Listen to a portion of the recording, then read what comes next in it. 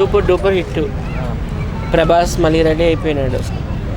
Tollywood and Bollywood records అని బద్దలు కొట్టేయడానికి చాలా బాగుంది. ఇంకా ప్రశాంత్ నీల్ కోసం చెప్పనవసరం లేదు కదా. డైరెక్టర్ KGF1 KGF2తో ఎక్కడికో వెళ్ళిపోయినాడు. ఎవరెస్ట్ శిఖరం అంతా ఎత్తుకెళ్ళిపోయినాడు. చాలా బాగుంది. ఇది ఒక ఎపిక్ ఫిలిం లాగా ఉంది. ట్రైబల్ పీపుల్ స్టోరీ అనమాట. అలాగే మన మలయాళ సూపర్ స్టార్ పృథ్వీరాజ్ సుకుమార్ అని కూడా పోటాపోటీగా యాక్ట్ చేస్తున్నాడు ప్రభాస్తో. సో ఒక మాయాబజార్ లాంటి సినిమా ఊహించుకోవచ్చు. ఎందుకంటే మాయాబజార్లో NTR ANR అట్లా పోటాపోటీ చేశారు కదా. చాలా బాగుంటుంది అనుకుంటున్నాను.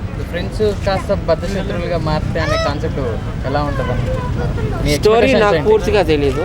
స్టోరీ ఫ్రెండ్స్ లాగా ఉంటారా లాస్ట్ వరకు?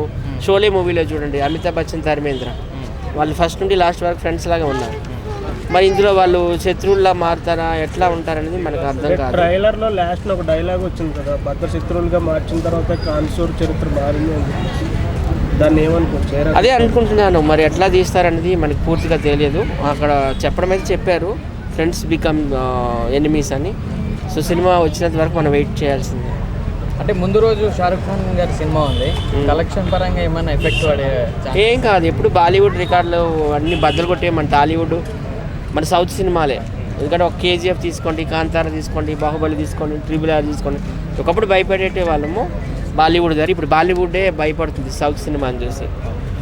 ఒకప్పుడు రామ్ గోపాల్ వర్మ శివ సినిమాతో మొత్తం బద్దలు కొట్టేశాడు అనమాట బాలీవుడ్ రికార్డ్ అని. తర్వాత మణిరత్నం బొంబాయి సినిమాతో, తర్వాత మన రాజమౌళి గారి బాహుబలి RRRతో, ఈ ప్రశాంత్ నీల్ KGFతో భయపడాల్సిన పనే లేదు. ఏ సినిమాకి రావాల్సిన కలెక్షన్స్ ఆ సినిమాకి వస్తాయి. మనం ఇప్పుడు ఇండియాలో అత్యధిక కలెక్షన్స్ సృష్టించిన సినిమాలు చూసుకుంటే ఫస్ట్ ప్లేస్లో మనమే వస్తున్నాయి ఎక్కువగా. బాహుబలి కావచ్చు, RRR కావచ్చు, KGF కావచ్చు. మనది ఎక్కువ పర్సంటేజ్ ఉంది. మన 60 to 70 ఉంటే వాళ్ళు 30% ఉంది. సో అట్లాంటి భయం ఏమీ లేదు. ప్రభాస్ని అభిమానించే వాళ్ళు మొత్తం దేశవ్యాప్తంగా కాదు, ప్రపంచవ్యాప్తంగా NRIలు కూడా ఉన్నారు. ఆయన చాలా మంచి వ్యక్తి. సో ఈ సినిమా సూపర్ డూపర్ హిట్ అవ్వాలని మనస్ఫూర్తిగా కోరుకుంటున్నాను. Thank you.